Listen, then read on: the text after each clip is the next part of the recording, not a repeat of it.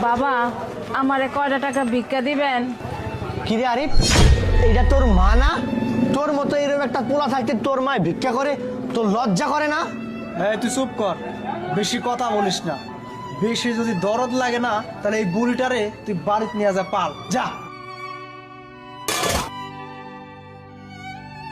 আমাকে একটা চিপস দেন তো। মাগো, আমারে কয়টা টাকা ভিক্ষা দিবা? ভিক্ষা? হ্যাঁ, তা না হয় আমি আপনাকে দিচ্ছি, কিন্তু আপনি এই বয়সে রাস্তায় রাস্তায় ভিক্ষা করতেছেন কেন? আপনার ছেলে সন্তান বা পরিবারে কেউ নাই? এই দুনিয়ায় মা আমার কেউ নাই, তবে আমার একটা পোলা ছিল, এই পোলাটা মইরা গেছে। আহারে, আপনার এই দুনিয়ায় কেউ নাই, ছেলে ছিল তাও মারা গেছে। আপনাকে দেখে তো আমার খুব কষ্ট লাগতেছে, এভাবে রাস্তায় রাস্তায় ভিক্ষা করতেছেন। আচ্ছা আন্টি, আপনি যদি কিছু মনে না করেন, আপনি কি আমার সাথে আমার বাসায় যাবেন? আমি আপনাকে আমার বাসায় নিয়ে যাব। না মা, আমি তোমার সাথে যাবো না। আমি তোমার সাথে কেন যাবো? আমি ভিক্ষা করে খামো। আমি ভিক্ষা করে অনেক ভালো আছি। আমার পোলা যেদিন আমার সামনে ঠাস করে জ্যান্ত মরে গেছে, সেদিন থেকে আমার পোলা আর আমার পোলা নাই। আমার পোলা যেদিন বিয়া করছে, সেদিন থেকে ওই আমার কাছে মৃত। আমার পোলা জানো, বোর গোলাম হয়ে গেছে। আমার কোনো খোঁজ খবর নাই না মা, ও আমার কাছে মৃত। তোর লজ্জা করে না আরিফ?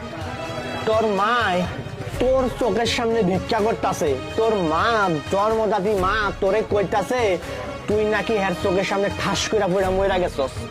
তোর এই জীবন রাখার চাইতে মইরা যাওন ভালা। তোর মতন পোলা যাতে কোনো মার পেটে আর কোনোদিন না হয়। সি, তোরা দেখতে আমার ঘৃণা করতেছে। কি বলতেছেন আন্টি আপনি এগুলা? আপনার ছেলে জীবিত থেকেও আপনার কাছে মৃত? ছি ছি, এমন ছেলে জন্ম দিয়েছেন আপনি।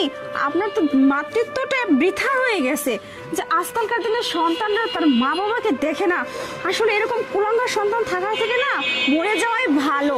বেঁচে আছে কেন ওই ছেলে? মরে যেতে পারে না? যে কিনা তার মাকে জীবিত থাকা অবস্থায় রাস্তায় রাস্তায় ভিক্ষা করতে দিচ্ছে, তার বইয়ের গোলাম হয়ে গেছে। যে মা তাকে 10 মাস 10 দিন পেটে ধারণ করে জন্ম দিচ্ছে, সেই মাকে সে এক মুহূর্তে বউয়ের জন্য ভুলে গেছে। এটা কিভাবে সম্ভব? আসলে এরকম কিছু কিছু সন্তানদের জন্যই না আমাদের দেশে বৃদ্ধাশ্রম বলে একটা জায়গা তৈরি হয়েছে। আন্টি, আপনি কোনো চিন্তা করবেন না, আপনার সন্তান আপনাকে দেখেনি তো কি হয়েছে। আমাদের দেশে এমন হাজারো সন্তান আছে যারা আপনাদের মতো বৃদ্ধ বাবা মাকে খুব যত্নে রাখে। সেই বৃদ্ধাশ্রমে আমি আপনাকে আজকে নিয়ে যাব, সেখানে আপনি খুব ভালো থাকবেন, সুখে থাকবেন।